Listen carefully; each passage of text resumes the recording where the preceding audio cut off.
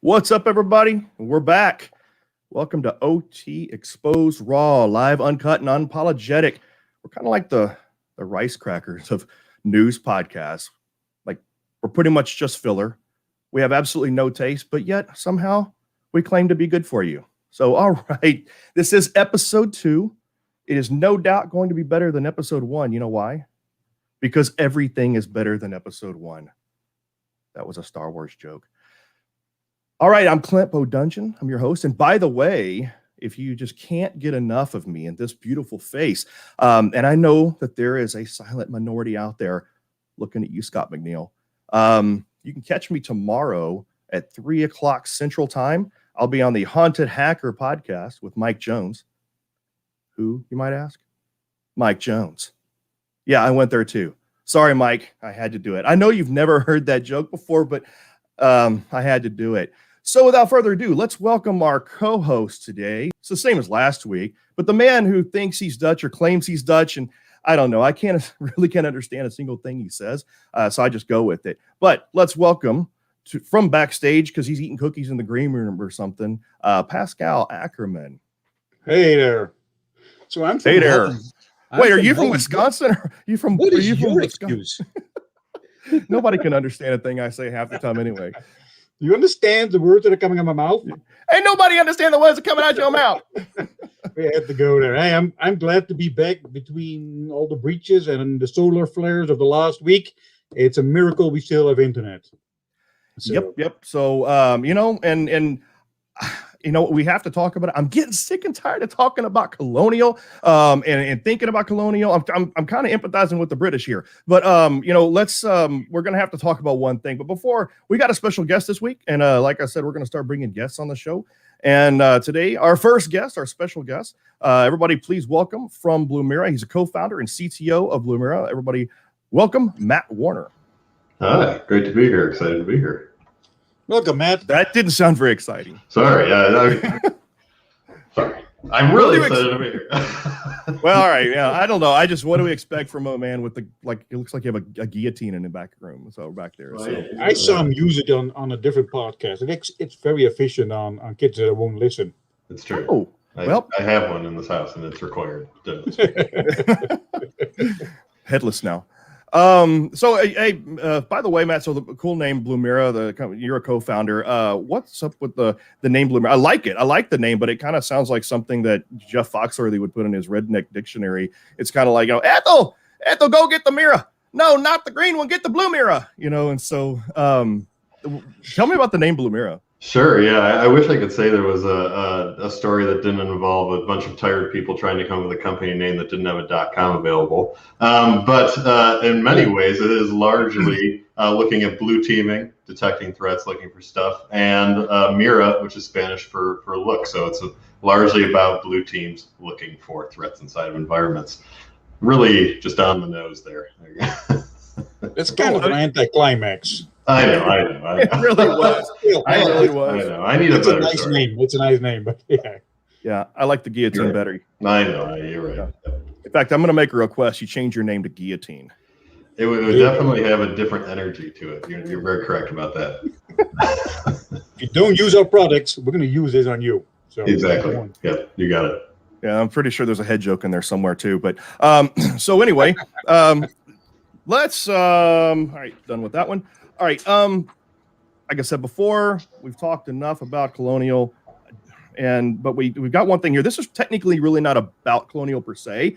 I mean, there's still more meat on the bone. That horse is still hunting. That beat that poor dog to death. But this was pretty interesting last week, where we had there was a report, and there's been several different news agencies that kind of reported on this a little bit, but it's about the ransomware hackers had a secret weapon. It's self-promoting. And by the way, I can't bring up links this time. Literally right before we went live, I broke the whole screen sharing thing, and I can't bring up links. But I promise you, I will put links in the description of the showcast. Same thing with the Haunted Hacker broadcast. I'll put the link in the description, and I just literally broke it. So anyway, I'm not good with technology. So anyway, let that sink in for a minute. Yeah, let that sink in. Yep. So, anyway, we had so the ransomware hackers had a secret weapon, self-promoting cybersecurity firms.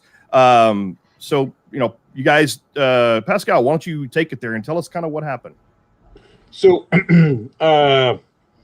basically, the malware that DarkSide used to do the attacks was uploaded or was analyzed by Bitdefender, and they promoted, or they found a flaw in the way they did their encryption. So it basically came down in reusing encryption keys between their customers or their victims, right?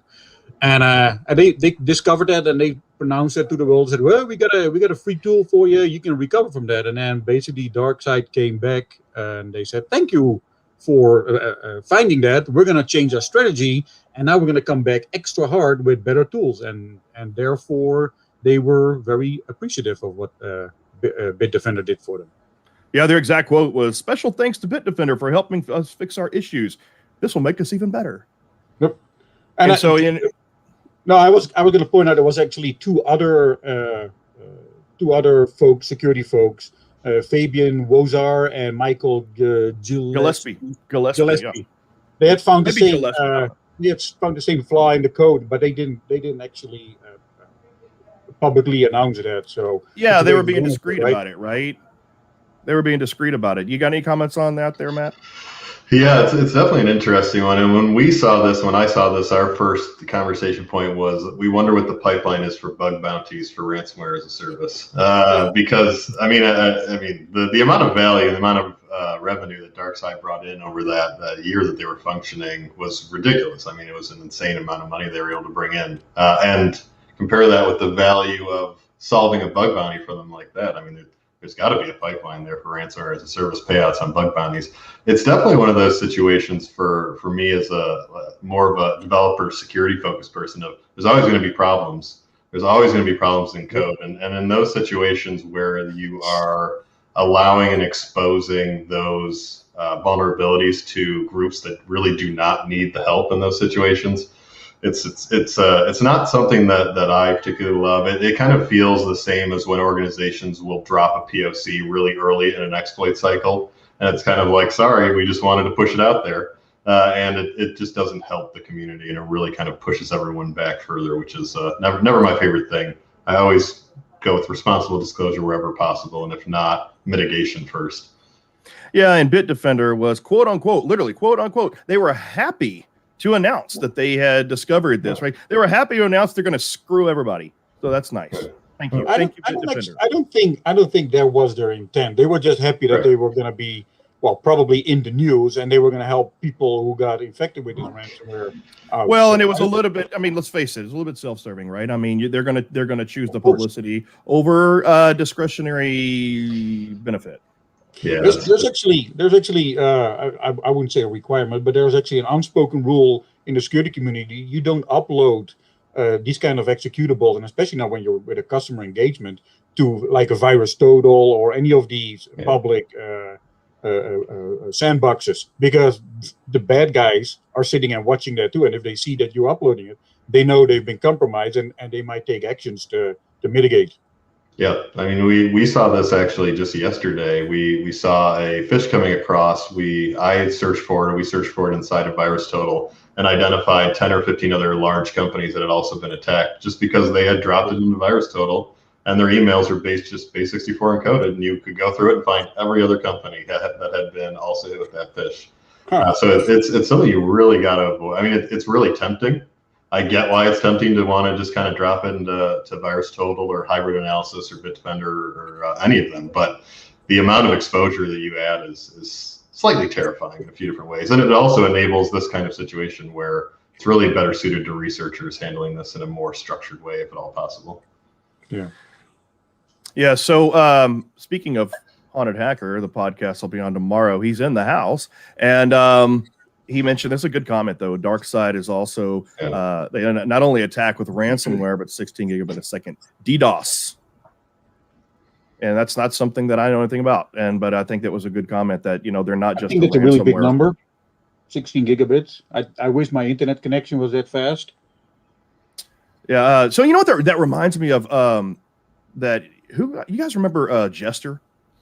He was kind of a vigilante hacker. Yeah, the hacktivist, the Jester, and he used to have this. I think it was called Xerxes. He had this tool called Xerxes, and he used to knock down websites from, I guess, terrorists, and say whenever he knocked one down, he said "Tango down." But that's what it reminds me of. That's the kind of that's the type of like gigabit prowess I think you would have to have. I don't know what he was using to do that, but he was pretty successful at it. He kind of went away for a little while. Anyway, I digress. I hear somebody's kids in the background. Is that you? Oh, I gave them money for ice cream and they left hours ago. I should check on them. It's Pascal. Pascal has already learned that the kids are not allowed to be in the room whenever he's on a call with me because they learn extracurricular words. All right, so or they teach us some. Yeah.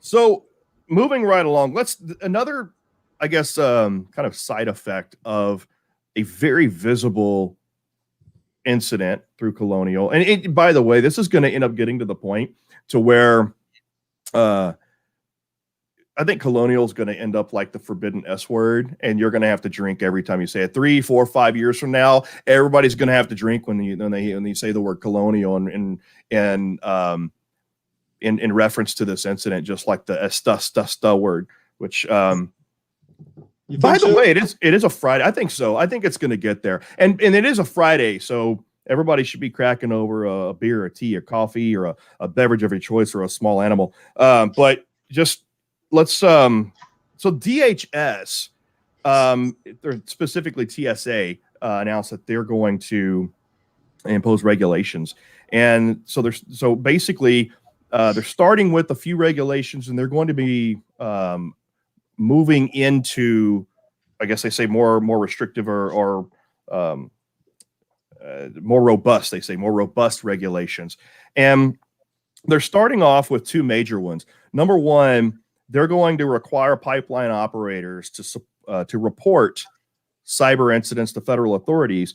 And then number two, they're going to require them to have well, actually there's three, and they're going to require them to have a cyber official such as a CISO 24/7. And then the third is they're also going to require companies to assess their security. And in one instance that I read, they specifically said like a gap analysis. And then they have to report they're going to have to report the findings to federal officials, they say, so, or federal authorities. So I'm going to pause there and let you guys comment on that. Yeah, it's definitely something that we're loving seeing in regard to pushing forward and getting more proper regulations from the top that are, at least for me, it's something that has been missing a lot. I know that I'm sure we'll talk a bit more about where the Biden executive order has gone, but it is nice to see. Yeah, it is nice to see the TSA push harder and saying let's identify gaps, especially with Colonial, because I think a lot of us just, especially in this defensive security, offensive security side, just kind of popped Colonial into like Census or Shodan, and anyone immediately found how Colonial got popped at that point. It was not a difficult thing to identify as to why. So pushing forward and getting people to at least look at their attack surface and identify where they are and where they're going, I think is the best starting point for a lot of these organizations by far. Yeah, and I'm going to say amen on that, because, even if we implement something now that's not perfect right off the bat, it's still better than doing nothing, right? There's going to be there's going to be millions of conversations. There's going to be arguments whether we're doing the right thing, whether the administration is doing enough or not, or too much. But at the end of the day, it's still better than just sitting there and waiting for the next one to be pumped. Well, if you think about it, this kind of rides on the heels of NERC SIP, right? Everybody for a couple decades now has been wondering, like, look, so the electric utility sector for nuclear has been regulated forever. You have the electric utility sector that's been regulated for quite some time now with NERC SIP. So everybody's been kind of wondering when it comes to pipelines or other critical industries, where is this? When's it coming? When's it coming? And so on one hand, me personally, I'm the type of, less government, less regulation type of person. But I think at some point, and I'm not, I am. I was going to say, I'm not going to blame operators, but in certain circumstances, I am blaming a lot of operators because it's only a matter of time before, you sit around and do nothing and you play the denial game. This is how you get regulations. You want regulations? This is how you get regulations. And so ultimately, I think it's a good and a bad thing, right? Because one of the things, like, this is all coming off of also the TSA pipeline security guidelines, as well as API 1164. And that's where it's going to come from, right? Which those of course reference other standards.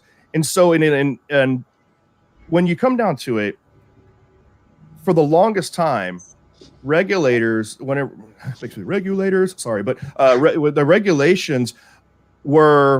they're vague and a little bit nebulous on purpose because the regulatory authorities, they don't want to pigeonhole you or pipe stove you into what you exactly have to do. They're not going to be prescriptive. So they made it voluntary. They gave you basic guidelines.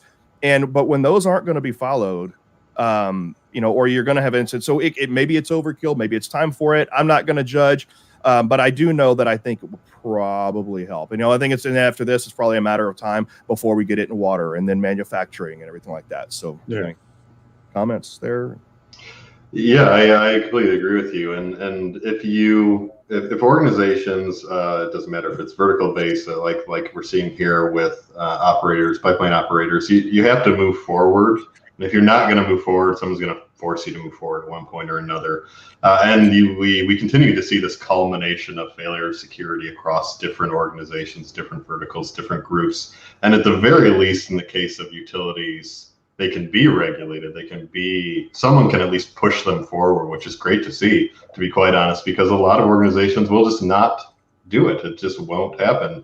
They didn't need, I'm not going to say the name, they didn't need to expose unpatched Exchange for 3.5 months. They didn't have to do that. They just happened to do it because they didn't put in the effort to patch, they didn't put in the effort to scan, they didn't put in the effort to detect. And because of that culmination of failure in IT maturity and IT processes, everyone is going to have to get impacted by that, because if they aren't doing it, we all know that many people also aren't doing it. And we've seen that not happen in all those organizations as well. So it's one of those just inevitable, like, this is the future of the world. We have to try. And if no one's going to try, then we're going to make you try. Yeah. And there's one thing I want to say that in last week's broadcast, kind of a good segue here, but last week's broadcast, we talked a little bit about, why the C word decided to shut down and why they didn't and all this stuff like that. And I was speaking from just general industry experience with the customers that I had. And then I listened to the podcast. It was the Dale Peterson's unsolicited podcast where he had Joel Langell on. And I was blown away with, there's so much that, I thought that I knew and I didn't. And Joel Langell, you should listen to that podcast, because before you listen to any speculation about what happened with Colonial, yes, you guys drink. The bottom line is that, I was amazed at how much information Joel has in pipeline operations in general. I learned so much just by listening to him, just about general pipelines, and he doesn't even have boots on the ground, firsthand knowledge of what happened at Colonial. Shut up, Pascal. I know that's a sore spot there. But anyway, inside jokes are still flying around here. Yeah. But what he knows about pipeline operations and the regulations, that's the reason I brought this up, because he knows so much about the regulations when it comes to oil and gas and pipeline and the processes. So definitely, that's definitely a true source of knowledge when it comes to pipelines and all this stuff happening. So like I would listen to Joel first and foremost before any news. So I just want to throw that out there. And I wanted to correct, things that I said, which I'm not going to. I want to, but I'm not going to. I'm pretty sure we said the right thing, is that it's easy to stand on the sideline afterwards and make judgment, right? Which a little bit of we did, but yeah, afterwards, hindsight is 2020. You can throw it at what you want, but if you step back and you look at it, then a lot of these things start making sense. Yeah, well, and also the only thing what I'm specifically talking about, what I got wrong was talking about how I don't think that they would have shut down.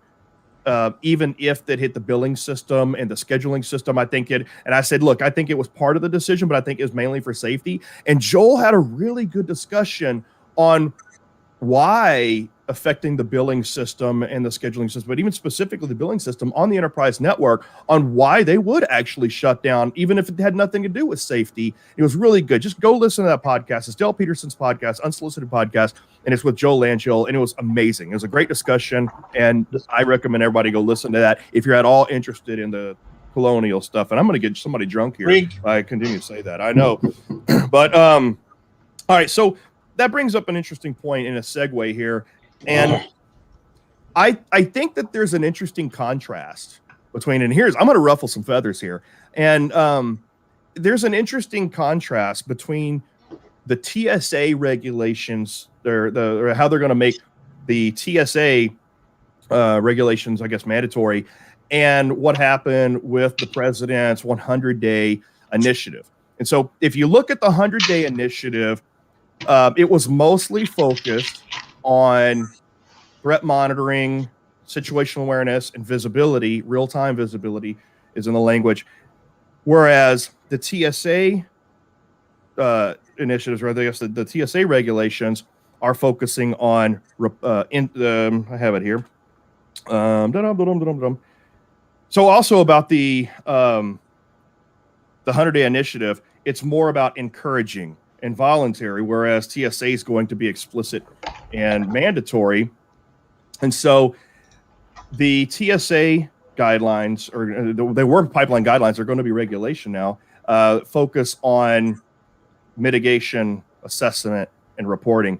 So they are focusing a little more on that assessment and the gap analysis and everything like that, and kind of what we call the basic blocking and tackling first, whereas Biden's 100-day initiative, I guess I should be nice and say President Biden's 100-day initiative, we're all buddies, goes into mostly threat monitoring, situational awareness, and real-time stuff. So, let's talk about that a little bit, because I'm sure we all have something to say. Oh, yes, we do. So if you think about it, it's almost like you're listening to Rob Lee and Dale Peterson talk about security, right? It sounds like TSA has been talking to Dale Peterson. And then you got President Biden has been talking to Rob Lee, because those are the visions. Those are the distinct visions these guys have.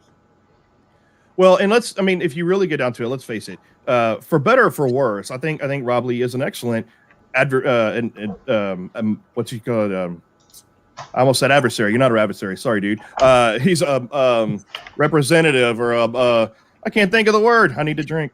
Anyway, I think ambassador. That's what I was trying to. I think he's an excellent ambassador in OT for us in Congress and government. But threat intelligence and monitoring, it is really important to him, and so he believes that is something that you should kind of have. And by the way, and here's something I actually, again, listening to his podcast with Dale, I have been one of those people that's like, oh, okay, threat monitoring companies, they're just going to put threat monitoring technology out there first. They're just going to say, oh, you need threat monitoring first. And listening to Rob Lee talk on the podcast, I was pleasantly surprised. His stance was very reasonable and logical, and he's not one of those people that says, oh, threat monitoring first. I think really that's just something that is very important to him, and I think that's kind of what was put out there in Congress. That's what Congress heard. But both Dale and Rob are very much about the blocking and tackling, do the basics first and everything like that. So I want to make sure that we get that straight. But where do you guys stand on the whole, like, what should you focus on first and all that good, who's on second and all that good stuff? I keep reverting back to this. My stance is you get your affairs in order. You make sure that you have a proper segmentation, IT versus OT, industrial versus enterprise. And then from that point on, that's where a lot of us folks tend to not agree. My second step would be monitoring. So there's a lot of people say, well, once you got to separate it, you got to start thinking about patching and vulnerability scanning and risk mitigation. I've been to a lot of customers who do not have the resources or the time to do proper patching on the OT side. So the next step after you do proper architecture, in my opinion, should be monitoring. So you know if something goes wrong, and even if you had the resources to patch and to do all of those things around the clock, there's always going to be something new. There's always something that might sneak by. There's always somebody who can bring in an infected USB or click on the wrong link in an email. So having eyes on the ball is going to be very valuable. I'm sure Matt agrees with that. Yeah, I mean, monitoring is near and dear to my heart. Log ingestion and log collection is, of course, really important to me. And I kind of come at this a slightly different way, but I definitely generally agree with Pascal there, in that realistically, we're all looking for defense in depth. We're all looking for every layer that we can get to detect where something bad is happening. If someone brings a infected USB in, we want to be able to see that in the enterprise network. We want to see if it's going to try to traverse into the OT network. And in the case of even situations where there isn't proper segmentation in place, if you have visibility, at the very least, you know how to build out that segmentation, and you can see the segmentation grow inside of that environment. However, I also say that also knowing if you don't have good formal blocking and tackling in place, if you haven't started to build some maturity in your IT processes, it doesn't matter what you do for monitoring. It will never matter until you start to build out those processes and you can actually respond to what's coming across the wire. Because realistically, monitoring is going to go one or two ways for you, or let's say 3 ways. It's going to be really quiet because you haven't really set it up fully, maybe 4 ways. Really, it could probably be like 12 ways. But I'm gonna try to keep it as small as possible. Really quiet because it isn't set up very well. Incredibly loud because you aren't really sure what to look at. Or somewhere in the middle that may or may not be useful, and that's where you get this big spectrum of like usability versus not usable. And realistically, you need such significant security talent to land in the middle in a really good way that to ensure that an organization is moving in the right direction, I kind of look at monitoring and visibility with blocking and tackling as one of those. They need to happen side by side, not only because monitoring will inform where you can move in regard to the kind of formal IT processes, but it will let you also build out that segmentation in a way that you can get visibility into it. I do think there's a lot that needs to happen from a response perspective, making sure that you can do a lot of those things. But if you can get a monitoring tool or a threat detection tool, realistically, there are 2 different things. But if you can get a tool in place that will help you gain visibility, help you identify risks in your environment and move forward at scale, I think that's one of those situations where you can get a lot of payout for it. But the hard part is getting the right tool, getting the right information there, being able to identify the right things, and being able to have your team facilitate that information in the best way possible. Because if you don't have that, it's never going to matter. It doesn't matter if you get they who will not be named. It doesn't matter if you get an alert that says you have a web shell on your Exchange server if no one is there to respond to it. So you have to have everything kind of lined up. You have to have things set up in a way where if something happens, you can move forward with that process. Because if you don't, and you aren't with a tool or you aren't with a service that's going to be like, hey, what are you doing? This is getting really bad. And they still may not move forward in that case. Then you just get owned, and then you have proof you got owned, which I guess is something. That's what happened with Target. But it's better if you can know when something is happening and follow that defense in depth and have that IT maturity start to get built in an organization. And all that requires that high level buy-in of like, we want to do this. This is important. This is why this will be good for the organization. So I think the biggest issue with the Biden executive order was really that it doesn't force anything. It's all this like voluntary industry effort. We're going to move forward. We're going to try really hard this time, guys. And we all know Go team. Yeah, go team.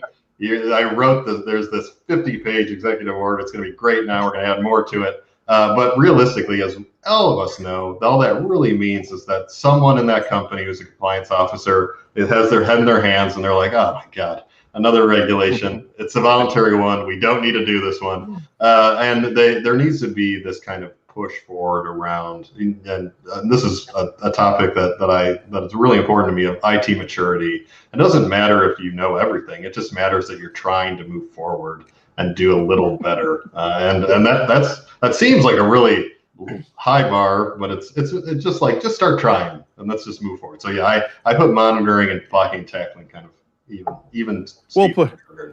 I think that's well said. I think we should start giving out participation trophies for operators. But maybe that's what it is. But I'm going to come at this from a bit of a different perspective. So first of all, one of the things that I definitely agree with is that this whole layer defense thing, right? Everybody wants layer defense, but nobody can afford all those damn layers or has time to put them all in. I mean, and that's the bottom line, is that layered defense, and you can't say defense in depth or Industrial Defender will come after you, because I think they copyrighted defense in depth a long time ago. Yeah, a long time ago. Like when I used to work for them. But but I think defense in depth, or I'm gonna get sued. But layered defense is a great concept. But I mean, it's too resource intensive to like really try to do all of that. Kind of like best practices, right? It's a big safety net. Nobody can achieve all of the best practices and all the layered defense. And so, so that's kind of where I am on that. And you really have to pick and choose your battles. How do you pick and choose your battles? How do you prioritize? Well, that's all about that goes into your risk analysis process, right? And identifying the impacts and everything and prioritizing. But that's a different discussion. So that's a webinar. This isn't a webinar. But ultimately, where I kind of stand, I agree with you, Matt. I mean, I do put it's cart before the horse, chicken before the egg kind of thing, or chicken before the cart, because in my opinion, it really depends on your situation, right? For one operator, it might be better to do monitoring first in some circumstances, and for others, it may be better to do blocking and tackling, network segmentation, right? I mean, because it's real easy, and I've said this before too, and I'm making fun of myself here. I've said that threat monitoring to me, or putting in threat monitoring first, is like putting an alarm system on a half-framed house, right?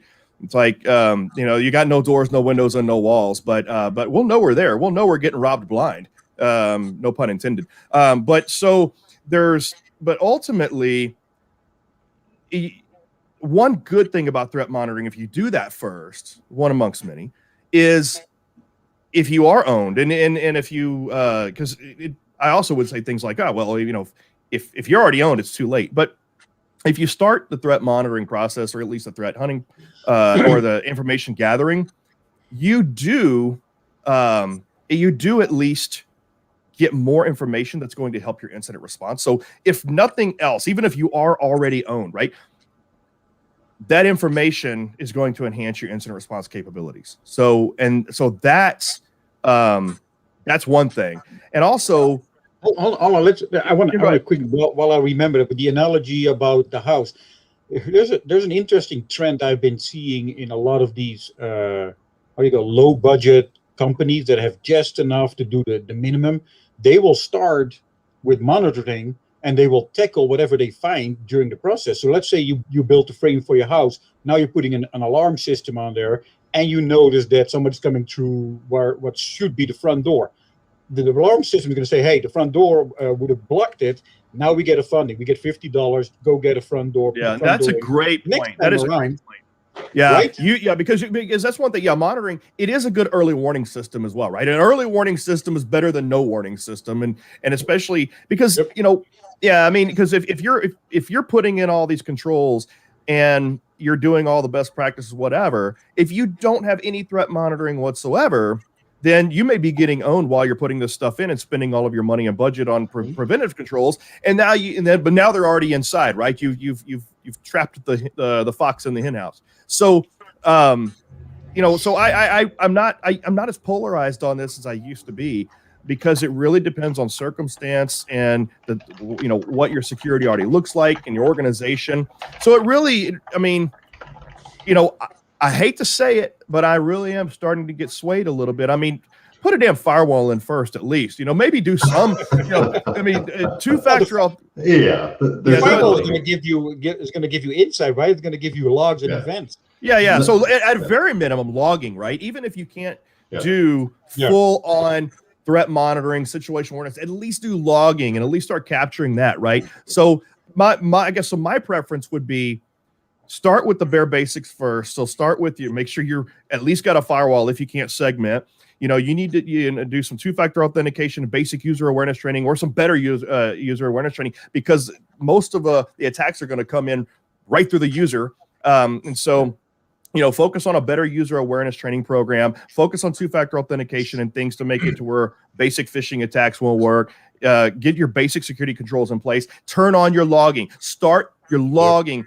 Then you can start to make decisions on, okay, now do we need full-on threat monitoring? Do we need to go further with basic blocking and tackling? So it's all situational and it's all circumstantial. So, you know what? It's going to take a lot of years to get there. Sorry for interrupting you. But no, you're fine. I made the decision to start securing my stuff a week later. Why is it not secure yet? No, that's not the way it's going to work. And that's where probably the layer defense comes in. You add on layers that most fit your like an onion. Yeah, exactly. Like Shrek. It's all like Shrek an ogre. superior. Yeah. Go ahead, Matt. Yeah, I think the house example is a great one, and I do. Part of the reason that I like monitoring early in the process is because it allows you to, when you're in those situations and you're building the house, you're building segmentation. I think all of us have been in that situation where it happens probably more on my side than your side, because OT, you really need to segment. And I see organizations that just have never tried. And the moment you come to them and you're like, hey, you need to segment, the amount of effort that goes into segmentation, if you've never done it before, is this huge ask of a lot of people. And they should do it. I mean, there's no reason they shouldn't do it, but it's just such a big ask for IT. And really what I look at, and we see this often, is not only does monitoring give you the ability to see what's happening and where you're going, but it also lets you see when things change inappropriately during those efforts, which happens constantly, especially when you're changing your firewalls, you're changing your ACLs, you're changing how things work. It's really easy to accidentally drop like a default deny or drop something that's supposed to be coming to your DMZ, and all of a sudden you start getting hit with RDP traffic that's going in. You start getting hit with stuff that could potentially result in either ransomware or some other sort of exploitation in your environment. You really got to target that really heavily. And while you're building that house, those are the times when all of those are going to fall off. You're going to get into those oddities, because no IT professionals is perfect. None of them are. It's just the reality of the world. None of us can be perfect. So it allows you to kind of get ahead of that and then solve those problems as you move forward. And they don't become systemic problems then. They're just problems that you need to work on as you move forward. And then, I mean, it's really kind of the biggest benefit of it all. If you do get a firewall, please don't get a Cisco ASA. That's just going to be my ask that I'm just going to throw out there just for everyone. Sorry, Lord, Cisco. That's going to be your ass. Earlier, I swear earlier, I was like, I thought you said that's a really big ass. And I'm like, oh, ask. It's like, man, this COVID 150 is really starting to show. He's only saying it because Fortinet firewalls are really cheap at the moment. That's true. They're always cheap. Those things. Oh, yeah. You know what? Hey, that's a lead message.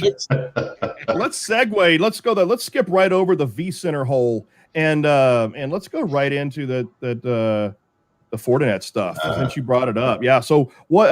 It's kind of a little more recent. I haven't had a chance to read up on or anything like that. So what is going on with Fortinet? I think last week we talked about Fortinet as well, and it gave attackers a way into industrial environment. I think it was the VPN at that point. Oh, it's the VPN this week again. But they discovered that not only are industrial companies targeted, it's like a municipal in, does it even say where in the US it is? But anyway, Fortinet has a vulnerability, remote code. It's like a CVE up there, 9 point something. And just basically it allows you to get right in.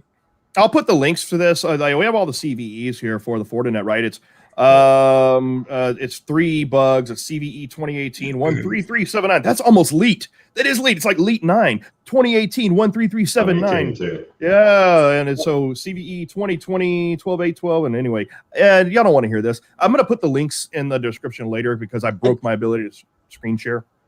Did I tell you that yet? The main reason I put this article in there is because I'm always interested in how does a company like Blumira take this and then go from here to detection. How do you go about that?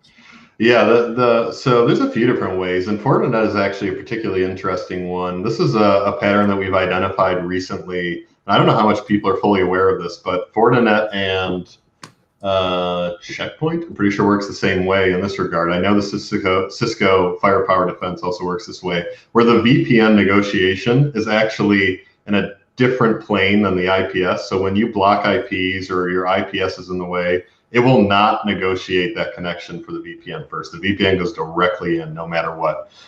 So just FYI, for those of you with Fortinet, if you're trying to block IPs that are doing this, it does nothing, which is something that we've definitely learned as we go about it. So the way that we look for attacks like this, the way that we look for these kind of behaviors tends to be associated with 2 different kind of behavior or behavioral patterns at the very least. One is inbound, and it has to do with unknown or new connections being negotiated at the VPN level. That could be associated with an IP that is known bad. And in the case of this exact vulnerability, we've identified it a number of times starting negotiation processes with Fortinet. So the way that that'll generally work as a known bad IP, almost always Cobalt Strike, because let's be honest, that's the main bad Cobalt Strike these days.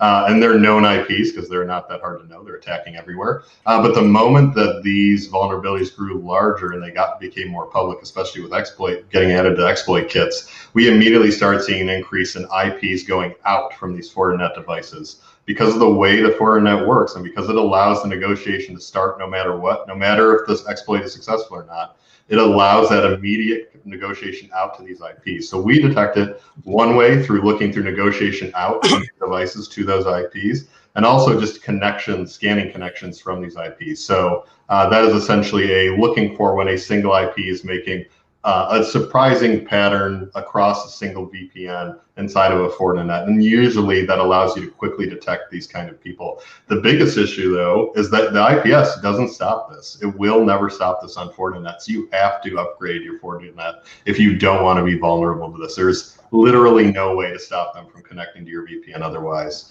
It's definitely one of those that we consider one of the highest priority of upgrading. And it's a great example of you must upgrade. You must have a patching process for anything that's touching your DMZ, anything that's going on the internet, because if you don't have it, it will go bad. And usually the way that we would also, just to kind of give you some additional defense in depth details, what we would then look for is once they got that foothold, they're going to have to scan and look.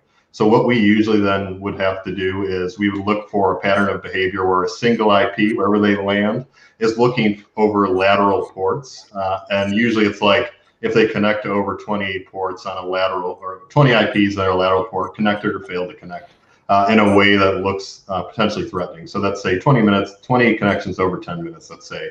And you can get really granular, especially if you collect like Windows firewall logs, Windows host logs, sysmon logs, firewall logs, switch logs, your detailed Fortinet logs. If you have that level of logging, kind of what y'all were talking about, it allows you to get this really defined, not defense in depth, but layer defense. You've already said it twice. You're getting sued now. Yeah, we're all getting sued. They're going to have to come find me. It's fine.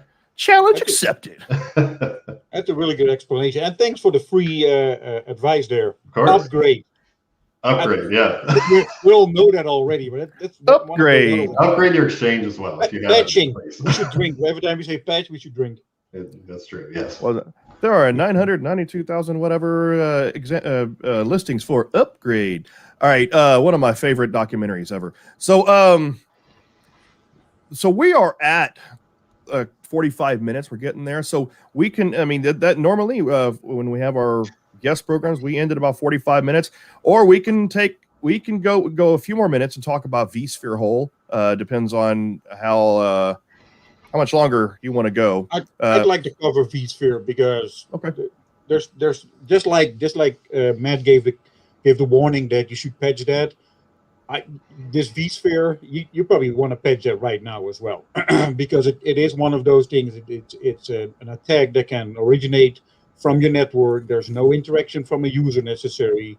It's a 9.8 RCE remote command execution. So you should be patching that now.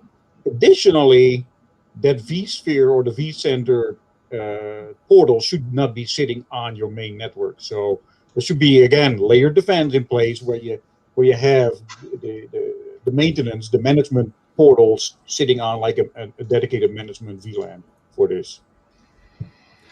Yeah, and it's the HTML5 client, right? It's the vSphere HTML5 client. You got it. And the latest versions of 6.7 and 7, and they all are HTML5 clients now. They got rid of the Flash, and I think that's where a lot of these problems came from. They had a hard time going from Flash to HTML5.